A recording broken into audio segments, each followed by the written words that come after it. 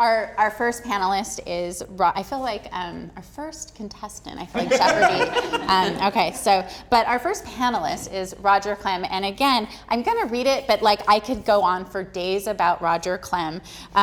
He instigated the rewilding of the Sunland Welcome Nature Garden in 2011, building upon a long history of community beautification and restoration projects.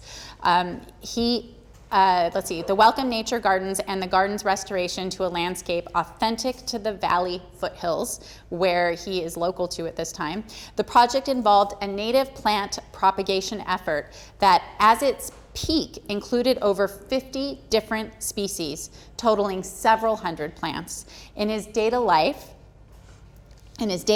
life, Roger works at Jet Propulsion's laboratory in Pasadena, where he writes, integrates, tests, and operates software for interplanetary spacecraft and space-based research experiments. Hopefully he'll be able to propagate on another planet at some point. So, I don't know. He graduated in 1987 from Harvey Mudd College in Claremont, California, with a Bachelor of Science in Engineering. He currently serves as the president of the Sunland-Tujunga Shadow Hills Rotary Club. We call it the Sunland Welcome Nature Garden. It's a community interest garden in Sunland Boulevard, at Sunland and the 210 freeway, because we want to welcome nature into our community. The city had planted the area. It's city property, and it still is. We adopted the property from the city. The city had planted it a decade prior to that in fountain grass, which is an invasive exotic species. Invasive meaning it takes over, exotic means it's from elsewhere, it's from Africa.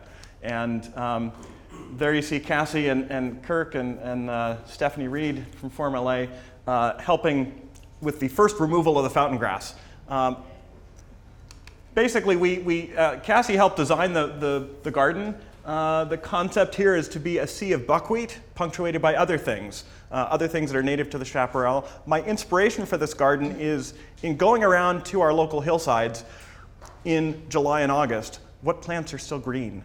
Because there's a lot of plants that look kind of ratty, native plants that look ratty in the summer. What looks nice? So buckwheat is interesting, toyon is interesting in green. So that's the plants that are there.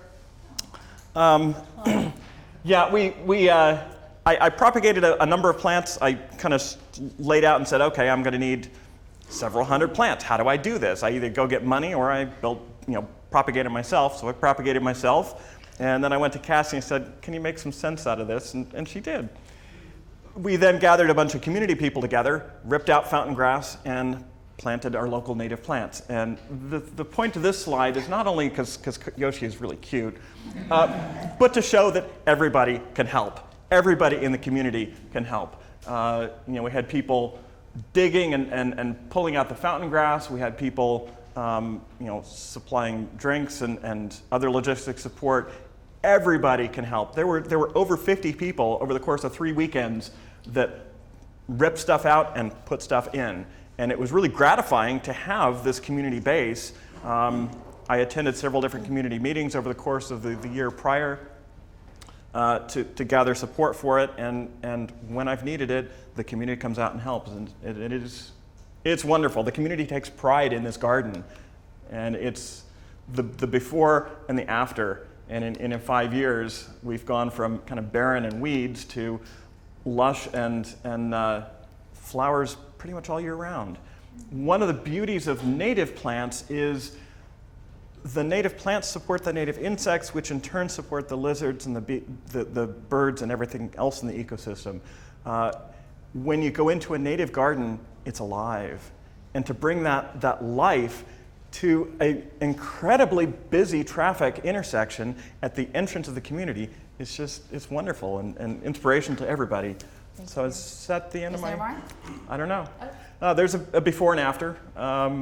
Before is the fountain grass, and after is buckwheat and other things. Oh. And occasionally I catch a really nice view. So.